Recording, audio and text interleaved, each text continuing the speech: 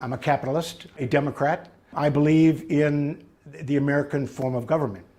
But that's not to say I can't admire what other cultures do and what China has done, particularly in the last 30 years.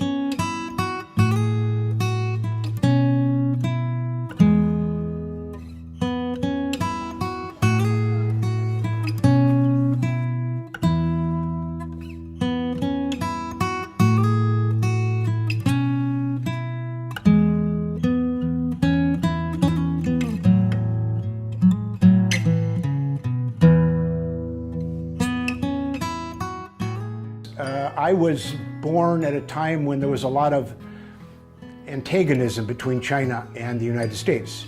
And so I was apprehensive and nervous about coming to China. I didn't know what to expect in a communist country. Most of my popular perception was from popular media, was from magazines, from books, from news reports on TV. I thought that Chinese hated America. And so I was afraid that people wouldn't like me. So when I came, I was greeted at the airport with the most friendly manner. And from that point on, everybody I met was congenial and kind and generous and thoughtful and deferential. And the more I studied it and the more I tried to learn Chinese culture, the more I realized that most of the things I believed are not true.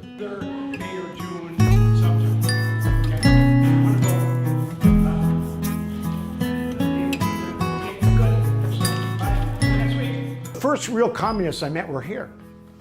And I didn't know quite what I was going to expect. I really thought I'd probably be treated in a hostile manner and with great suspicion. Every communist that I've met here in China has been very open to discussion of a variety of issues. And they don't shy away. And they don't avoid me because I disagree with them, which really surprises me. There are many different nationalistic views of communism that adopted that philosophy for its own culture. And the communist theory that in fact grew in China is authentically Chinese.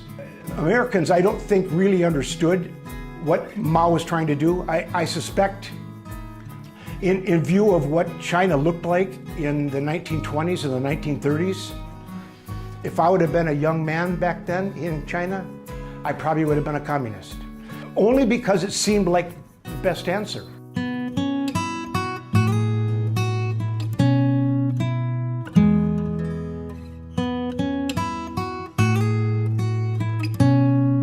When Deng Xiaoping took over and revised it to create the Chinese system with its own characteristics, everything changed. And the change has been so incredible that I don't think anyone who hasn't come to China would really understand it. The largest number of people in the history of the world have been moved from poverty into the middle class, have been moved from the country into the city. Just the changes in the infrastructure that are necessary, in the education system, it boggles the mind to think that any society could successfully do that. And China did. And so not only does history teach us that, but recent history with this coronavirus response.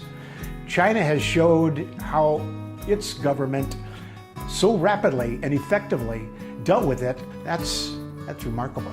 And it's impossible in America. It's impossible.